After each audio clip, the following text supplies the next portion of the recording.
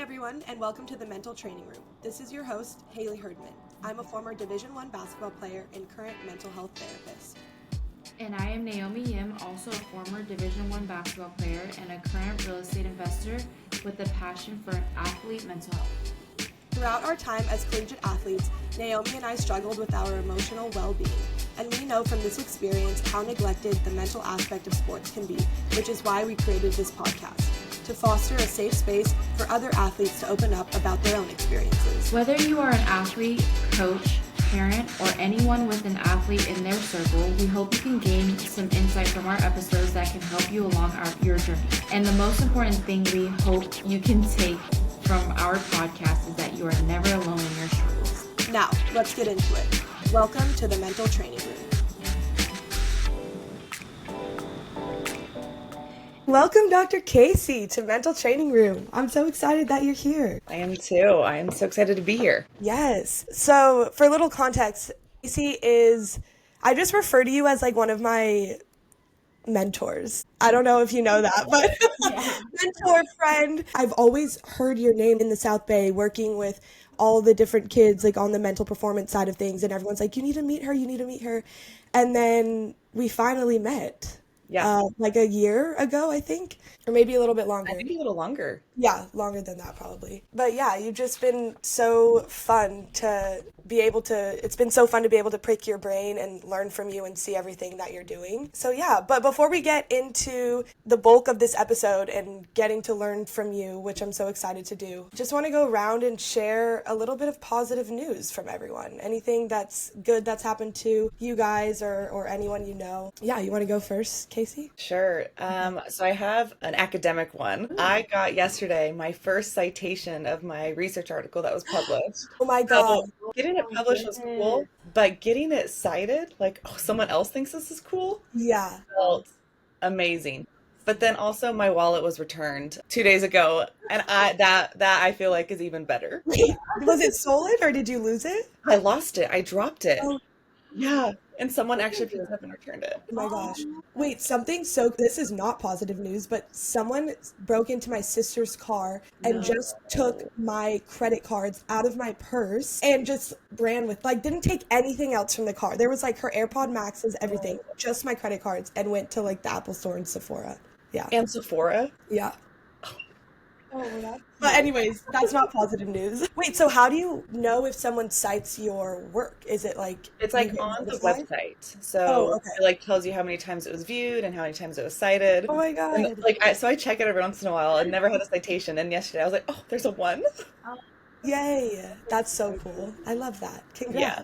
What about you, Nay? For me, I think it would be my brother recently moved out to Tennessee, and as a family as a whole, like, we've never been apart at all, and there's 5 in total, and so him being away has been like really different for us. But he went to Tennessee to pursue his CrossFit dreams, and he recently, his team, because he does teams and individuals, he's going to be going to the CrossFit Games.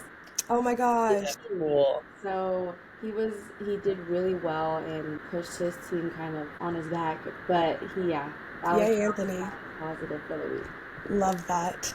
What about Exciting. For me, I feel like everything right now is revolving around the podcast because we're doing so much with it. Yeah. But something about that, I mean, everything's been so exciting with it, but also, Kasey, this is something that I wanted to tell you too.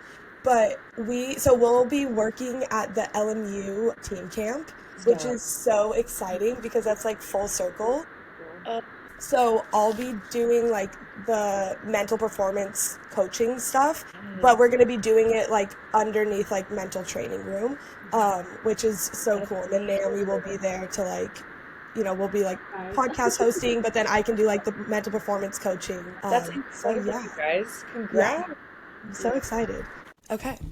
Well, we're here today to talk about Kasey's. So Kasey is a mental performance consultant as well. Are you certified yet, or do you have to Not yet. Soon. Okay. Soon to be certified mental performance consultant. But you're starting to do like these seminars, panels about goal setting. And when I saw that on Instagram, I was like, oh, this is so good, because it's one of the mental skills that I feel like sometimes, and we were actually just talking about this in my group supervision yesterday for the mental performance consulting group. Yeah. And we were talking about like the motivation levels and different types of motivation and all of that to go. Like, I feel like sometimes the goals aren't taken very seriously. Like, it's always like, oh, I want to get to college or I want to play. But Right. there's never, like, we don't really study goals that much and what it actually takes to setting them and to implementing them into our daily lives and daily routines. So that's what we're going to talk about a little bit today. Well, not a little bit, but a lot today. But before that, Kasey, do you want to give us like a little background and overview into what your history in sport is? Yeah, so my history in sport, I've been playing basketball since I was 5. So I grew up, my mom and dad met on a basketball court, coached their whole lives. So literally since I was in the womb, basketball has been really in my blood. Played in high school, actually at the same high school Naomi went to, but well before her, years and years before she got there. Played NAIA and then went overseas and got to play while I was doing my post-grad stuff. So basketball has just been my life. Other sports were around, but I loved basketball. Yeah. Yeah. That's similar, I feel like, to my family too, where it's like Yeah. it was in my blood before I was Yeah, even your a dad concept. coaches. Does your mom Yeah, coach? my dad coaches and he played in college in the NBA, like G League, I think, for a little bit, and then Nice. overseas. But my mom was a cheerleader, so I guess they did also meet on a basketball court. Right. But yeah, so cool. Okay, well, I love that. And then what year did you graduate from Norco? From Norco, I graduated in '08. Okay, yeah, so we were babies. You guys were very young. But how did because Nay and Kasey, you guys know each other. How did you guys meet? Yeah, so I knew her mom because she coached me a little bit. She was just around the program a lot. Yeah. And I always tell everybody I couldn't have passed chemistry without her. Gosh, she did that with you guys. Oh my God. So she tutored me, and so that's kind of when we got really close. But you were always overseas, like during my college, high school time. So that's kind of how we know each other. Yeah, that's Cute. right. Love that. And then did you guys have the same high school coach too? Was he coaching? Senior coach? Yeah. Oh my gosh. Yeah. We gotta cut that one out. Yeah. Well, I'll tell you later, Haley. Okay. Big story. Yeah. Yeah. I feel like I remember Kasey telling Yeah. me a little bit about it, but yeah, we'll cut that out. Okay, cool. Well, so awesome. I mean, I love obviously the basketball connection, and it's ends up being such a small world when we all start talking about it. Yeah. The basketball world is small. Yeah, I love it. It's such a great community. But anyways, okay, so let's get into the goal setting. So just first question for you, like how would you define effective goal setting for athletes? Effective goal setting for athletes. Like you said before, when athletes set goals, usually it's quite broad. It's like, I want to have a good season. I want to go to college. It's these very kind of generic things that, what does that look like? It's like when people set New Year's resolutions and they want to get healthier. What does that mean? What does it look like? So, and I'm sure you guys know this, but the SMART goal setting, right? Specific, measurable, or adjustable, relevant, and time bound. So that kind of SMART acronym is one of the best places to start for something to be effective. If it's not being measured, how are we going to track it? If we don't have like the specifics about it, how do we know what we're doing? And if we don't have this time bound part, when are we doing it by? Like, how are we going to track progress? And when are we going to look to see, are we meeting the goals that we're setting for ourselves? So it's really about just getting into like the specifics of it that I think a lot of athletes don't focus on. And so then progress doesn't happen. Yeah. There is one thing that I've always added when I teach my classes, sports psych classes, as a professor. I always add, there's another S at the end. I always call it SMARTS now. Dr. Tracy Statler talked about this at the ASP conference about 2 years ago. She added another S at the end for sacrifice. And it's the obstacles that we know we're going to have in the way of our goals or the hard parts we need to plan for ahead of time. Because we can have all the specifics, we can have all the measurements, all the time bound, but if we don't plan to hurdle our obstacles, once we hit an obstacle, we're going to be stuck. We're going to be down on ourselves, unmotivated, and just not want to keep going. So I always like saying SMARTS goals. Add that last S for sacrifice, because you got to plan for it. You got to plan for the obstacles. Yeah. And there is a lot of sacrifice when it comes to goals and wanting to elevate your game or whatever, even if it's not in sports. Like you said, get healthy. Like, okay, we can be more specific than that, but there's going to be sacrifices. Like, okay, maybe you're going to have to work out a couple more times a week than usually you do. In the And that mornings takes before work or exactly. meal prep. That's a sacrifice. Yes, yeah. That's I love that. I've never heard that before. And I think it makes when you were talking about all of that too, my mind went to coaches and how this is I mean, I don't know about you, Nay, but like I was never introduced to this until I think it was like my health class, my second semester senior year of college was the first time that I learned about SMART goals. But if you think about it, like until that, and I wasn't even playing basketball at that time. Like it was the end of the season, we stopped playing, and I was obviously still in school. But to think of all the goals that I had for myself throughout my basketball career and the goals that coaches had for us, and this was never brought up. Yeah, yeah. Like that's kind of mind blowing to think about. I feel like the moment I realized how important like implementation with the goals that you have was when I graduated college and I started business, because Yeah. business is so data oriented. You track everything and then you can, obtain whatever goal you want by this number, this number, this number. And so another big epiphany I had was my brother's head coach now in high school. He does like end of the year meetings with him and then also the parents, and then I went as well. And he just kind of has an interview with him and asked him his next goals for next year. And he was like, I want to start, and I was just like, after the meeting, I was like, Jaden, like, you can't just have goals and they're just so broad. Like, how are you going to obtain any of those things or have like a plan in place? And so we've worked a lot with that now because I know how big it is to have the steps, but I never knew that in college or in high school. And correct me if I'm wrong, Kasey, but that is kind of like what Nay just said is like outcome goals versus process goals, right? Yes, very much. Okay. Can you explain to us a little bit about what those two different types of goals mean? Yeah, so there's process goals and outcome goals. They're on opposite ends of like a continuum. So if you think of like a continuum, there's also a goal in the middle called performance goals. So it goes process goals, performance goals, outcome goals. And like Naomi said, like her brother's saying he wants to start. That's an outcome goal, right? But the plan is, okay, well, what's the process? And then what's your performance? And then how is that going to get you to where you want to go? The outcome goals. So it is process goals are the continuum that it's on, with process being on the far left and outcome being on the far right. It's about athlete controllability. That's the continuum it's on. So we have the most control over process goals. It's our skill work, it's our technique, it's our strategies. It's the stuff we can get into the gym and work on every single day. Performance goals in the middle, this is kind of 50-50. This is about putting that process work into play. So showing our skill out on the court.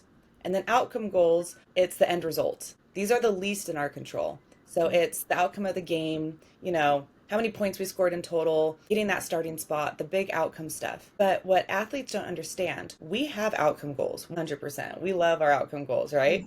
Yeah. We are go-getters that we want to show out. Right. To get there, you got to have the process work every day that plays into your performance that gets you to your outcome goals. So we have outcome goals, but we just can't let that be the daily focus. Right. It's got to be on the process and the performance to get to the outcome. Yeah. And then with the process goals, if it's something that you kind of have like on a daily basis, does that kind of play into as well, which I would assume yes, but like that dopamine production too of like 100%. Yeah, okay, love that. You have something like, let's say you want to do like make 100 free throws today or something, like that's your process goal. You do it. That dopamine production just then in turn helps with the motivation, right, to get to that outcome goal. Yeah. Yep. That was us, Haley. Yeah. Oh my God. College all day. Yeah. You guys do 100 free throws a day? We would always set things that we were like able to control to feel like that The little goals. Yeah. No, I literally would write out, Naomi still makes fun of me to this day. I would write out everything I had to do. And Yes. It was like, whether or not it came from like a good reason, it was probably very anxiety driven. But now knowing the science behind it, like why it made me feel so good to cross the stuff off of Yes. my whiteboard. Yeah, we would, yeah, that was like my planner was crazy. I would write it I'm like, still that person today. you have to take a picture of your planners. I know, I know. Well, now I do it all on my like Apple Mm-hmm. calendar. So I don't really write things out anymore. That's so funny. But, well, on that topic too, how would you say, how important would you say it is for these athletes or anyone to like actually write out their goals and have a plan for them?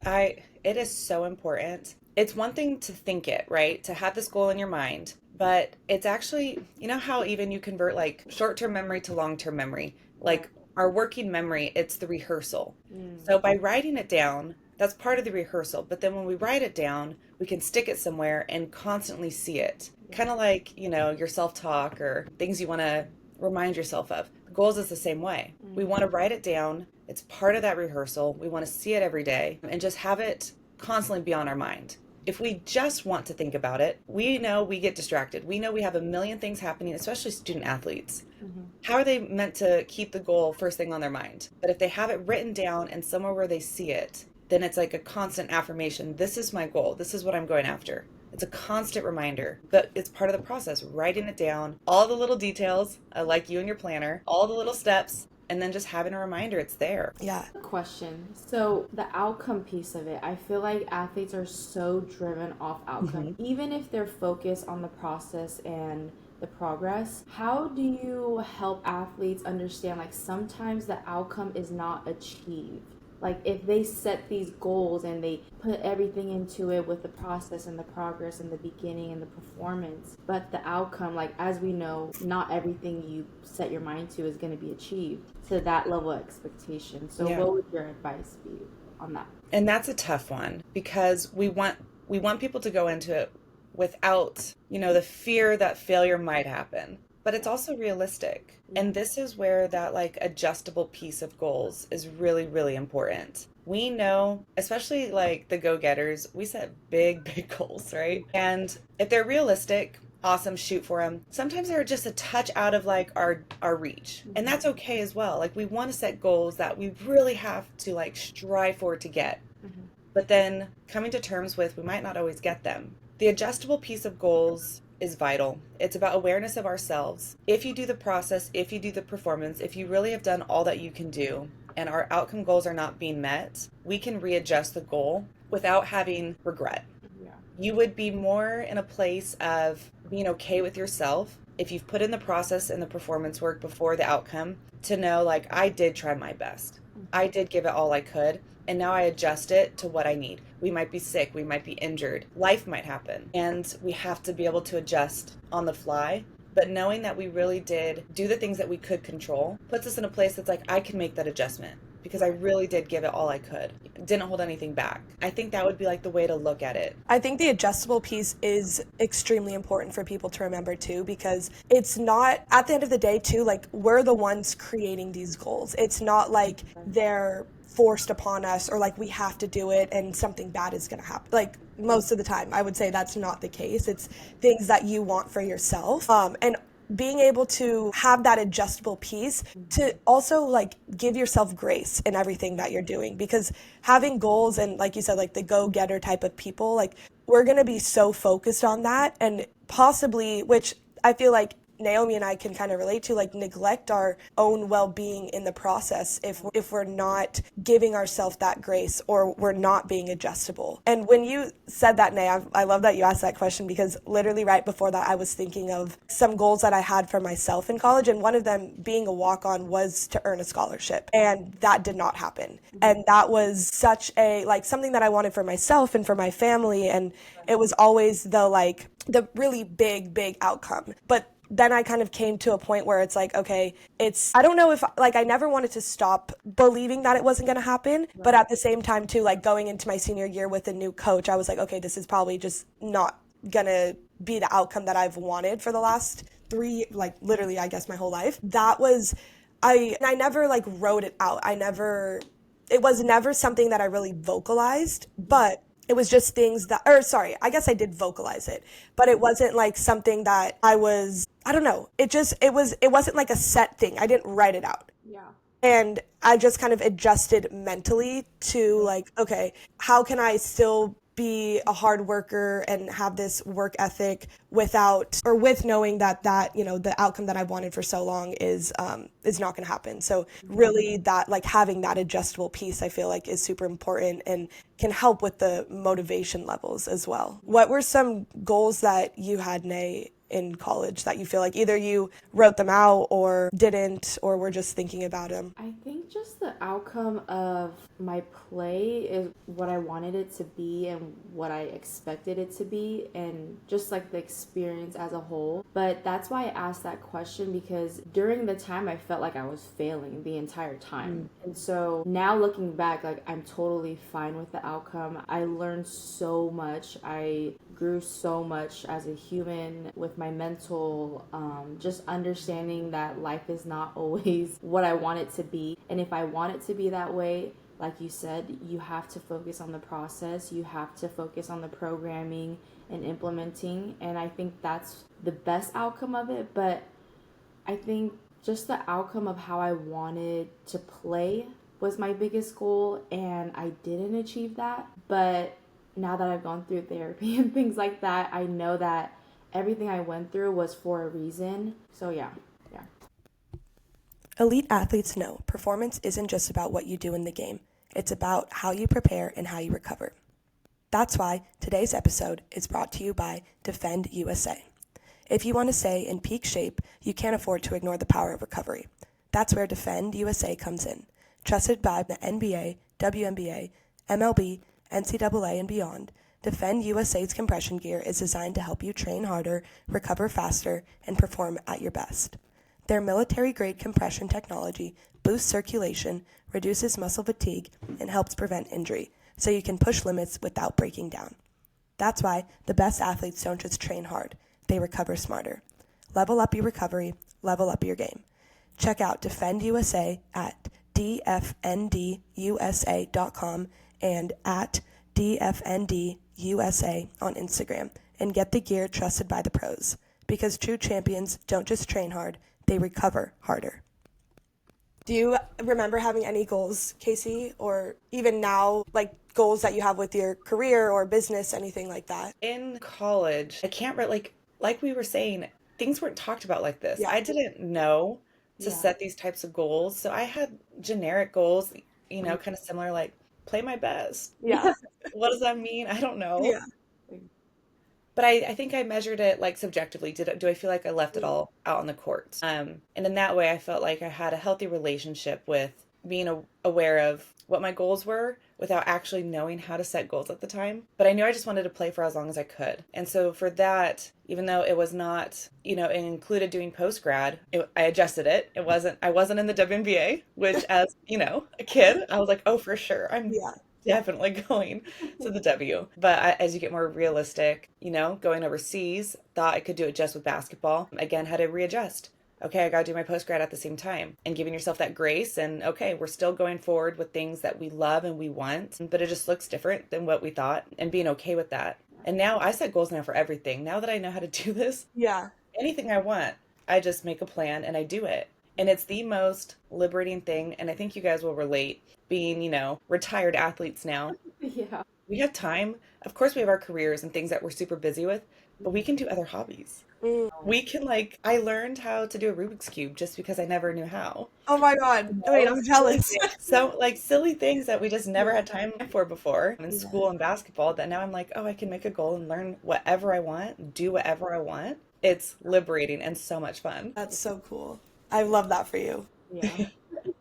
I also, okay, so when you were saying again, like how, you know, we weren't taught to think of goals like this, I'm thinking back to, and we did this more so in high school. I don't know about you. I can't remember a time when we did it in college, Nay, but in high school, we would always have preseason meetings we would think of team goals together. Yes. And we would write it on our whiteboard in our team room, and we would keep it up all season. And those were like really, that was a really sweet and like genuine moments with the team and with our coach, because we all kind of got on the same page there. And our coach let us kind of make the goals that we wanted for ourselves. Like, he didn't put them on us. But even with that, it wasn't, there wasn't smart goals in that. It wasn't like daily things that we could do as a team or as individuals.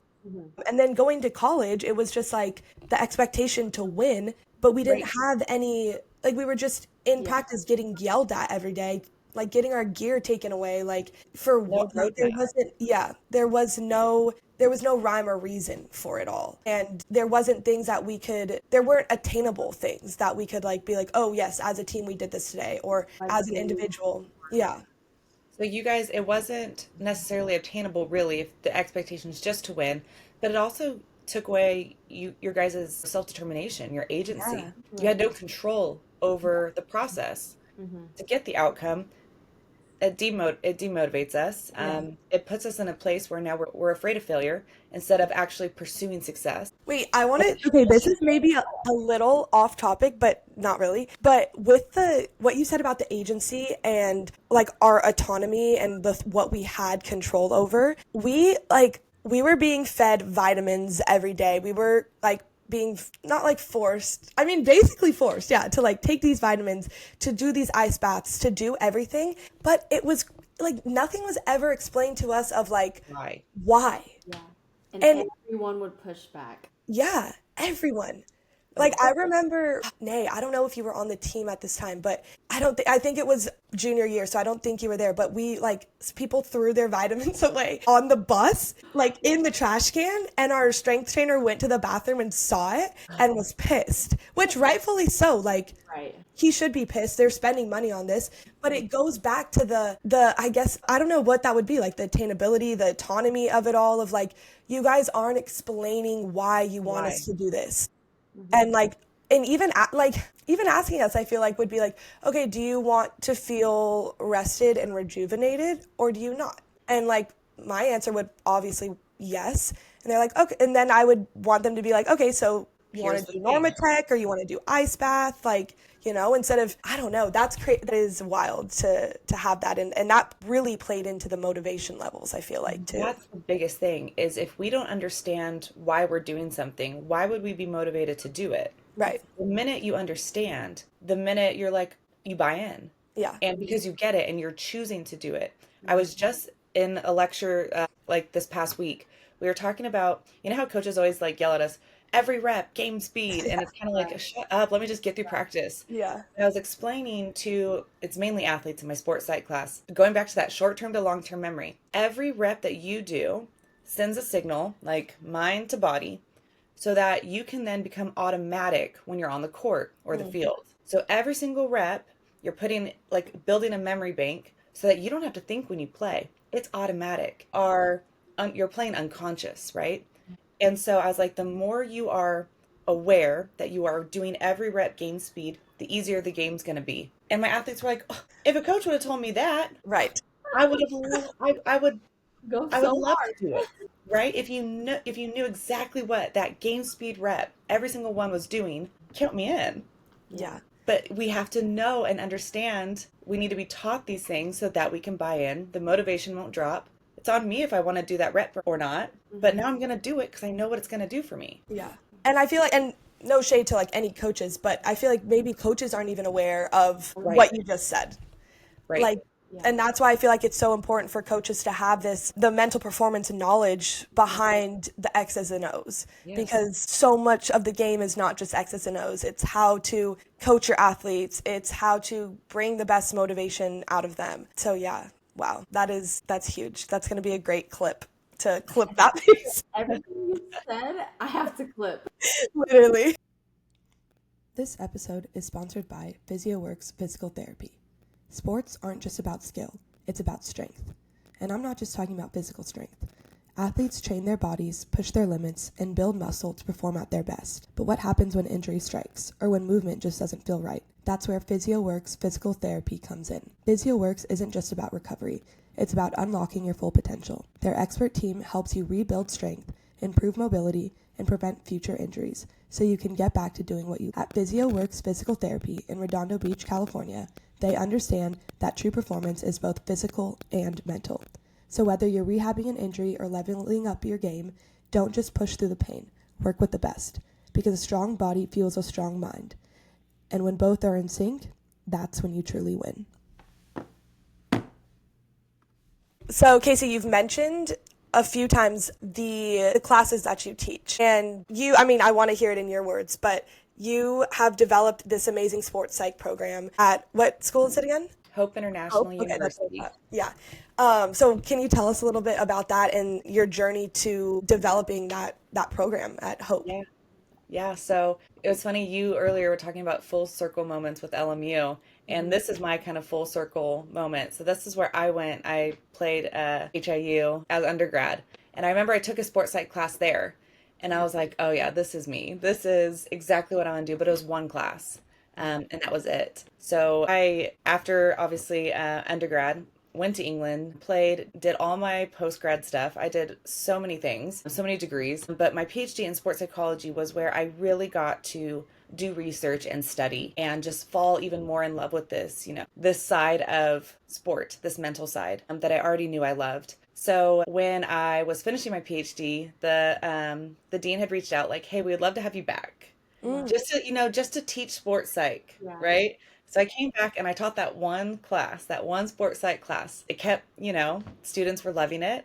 We have a large athlete population at Hope.